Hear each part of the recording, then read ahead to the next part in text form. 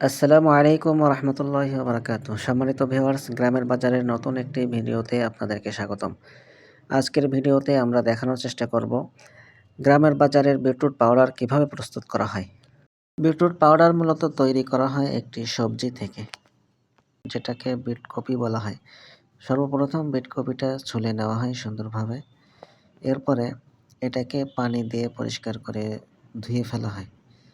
তারপরে টুকরো টুকরো করে কাটা হয়, অর্থাৎ এটাকে কুচানো হয়। কুচানোর পরে সুন্দর পরিবেশে ভালো পরিষ্কার একটা পাত্রে রৌদ্রে শুকানো হয়।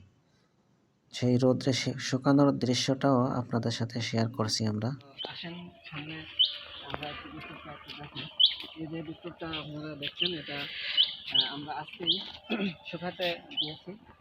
এটা আমরা সুন্দরভাবে ছুলে তারপরে এটা তারপরে এইগুলো পরিবেশে দেখেন এখানে ইটা কাগজটা আমরা পরিষ্কার পরিচ্ছন্নতা দিয়ে খুব খেয়াল রাখি।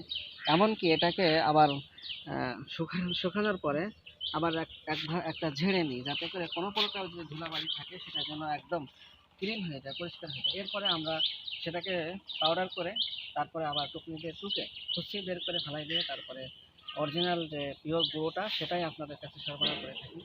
তো আলহামদুলিল্লাহ, আপনারা বিটরুটের জন্য আমাদের সাথে যোগাযোগ করতে পারেন। আমাদের বিটরুট পাউডার ইনশাল্লাহ কয়েকদিনের মধ্যেই প্রস্তুত করে ফেলবো, আপনারা খুবই দ্রুত পেয়ে যাবেন ইনশাল্লাহ।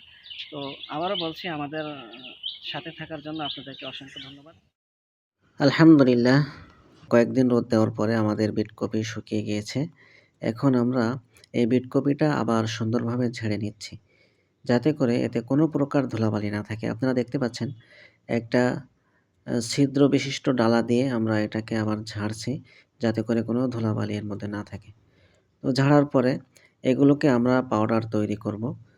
বিট কপি পাউডার করার পরে সেই পাউডারটা আমরা আবার একটা টুকনি দিয়ে সেটা সুন্দরভাবে টুকে নিই। এবার আমরা আমাদের পাউডারটা নিজেরা প্রথমে খেয়ে দেখব। এজন্য আমরা ১ গ্লাস পানিতে দেখেন সামান্য পরিমাণ বিট কপির পাউডার দিলাম। অবশ্য এই গ্লাসে আমরা আগে একটু লেবুর রস দিয়ে নিয়েছি। তো এরপরে আমরা এই পাউডারটা দিলাম। দেওয়ার পরে আমরা অন্য মধু দিয়ে খেতে পারি বা অন্যান্য শরবতের যে উপকরণ আছে সেগুলো দিয়েও খেতে পারি। তবে আমরা আজকে একটু স্যালাইন দিয়ে খেয়ে দেখছি। যেহেতু স্যালাইন খাওয়ার প্রয়োজন, তো সাথে আমরা স্যালাইনের সাথে বিট কপিটা খাবো। বিসমিল্লাহির রহমানির রহিম।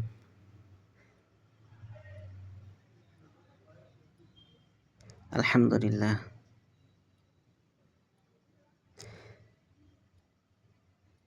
দেখেন একটু আঁশ আছে। এই যে আঁশ, এটা থাকবেই, স্বাভাবিক, ন্যাচারাল যেহেতু এটা থাকবেই।